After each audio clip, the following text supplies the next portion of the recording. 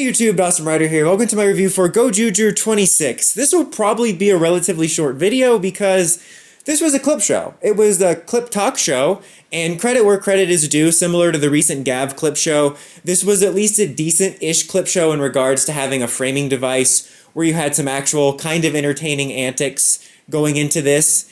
And at least it wasn't your classic clip show that's been done in the past for a long time, which is the characters sitting in a room being like, hey, remember this? Or they're like at a low point and they're like, remember all we've been through? And it's largely like the world's lamest bottle episode, and not the cool bottle episodes like Community where you get to see clips from episodes you've never seen before.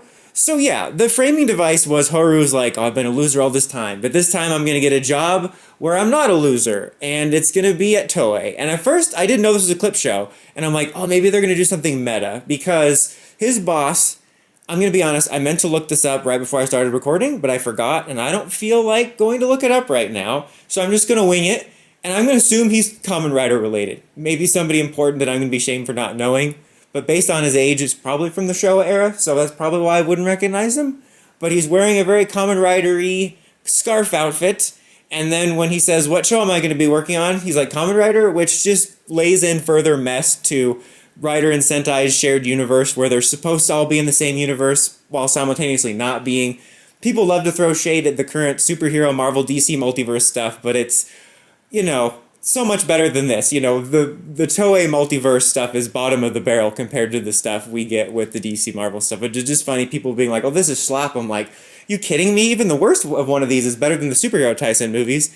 Anyway, so I thought it was going to be some fun kind of meta stuff, and it gave me an idea of, I know that the meta humor and type of stuff is also played out to a lot of people, especially in the age of Rick and Morty, but I was trying to think of ideas for future anniversary series, and I was thinking maybe for a Rider or Sentai, a meta type thing, where Rider or Sentai is a show in that world. I know Revice at one point was going to have that, and they changed their minds because they wanted him to be able to easily cross over. I'm like, why does that matter? You guys don't care anyway, but that would be cool. I wouldn't mind an anniversary Sentai series where Sentai was a show in that world and the characters got a chance to be Rangers, and then that could be a cool way to have past cameos as the actors, just as a way of doing something different, because, I don't know, I've been thinking a lot about anniversary approaches because of this series, and okay, so yeah, he's working at Toei, but he's working on basically an interview show where the Gozyugers are being interviewed, because he gets to the job and the other four are there being like, we're the Gozyugers, and they interview them, and that's the framing device for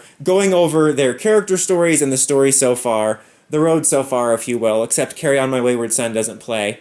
And then, of course, Polar shows up, and he's like, hey, remember I'm in the show? Like, this is the exact same time I pop into the episode every week, and I'm like, oh yeah, I forgot you existed, and gives his backstory. And then they run into Fire Candle on the street, and they're like, let me interview you, and they give the backstory of the villains. And then finally, when we break out into a fight at the end, because throughout the whole episode, the funny bit has been Hoeru's like, I'm also a Gozyuger, and they're like, sure you are, son. And he's not believed until the end when he saves producer cameo guy, and that's when we get his flashback.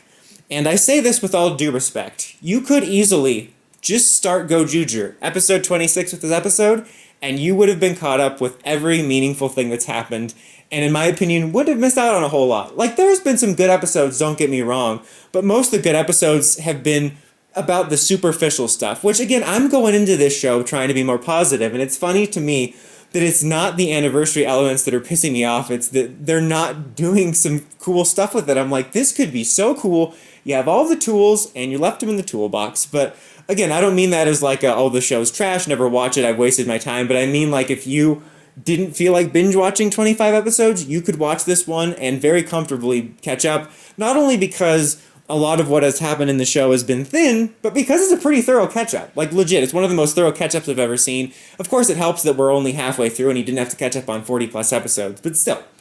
And then, you know, we finish the monster off, and then he's like, oh, you're fired because the world needs you as a Gozyuger. So, yeah, it was a clip show, a bit disappointing to follow up last week's episodes when I was like, this is great. You know, it's not as good as it could be, but it's back to what I was enjoying in the first part, and I hope we continue the momentum. And I'm like, boom, clip show. I mean, it was a fun little framing device, but it was whatever, especially since Gav was pretty great this week. But let me know what you guys thought of the episode, as always, in the comments. Until next time, Dawson Ryder, signing out.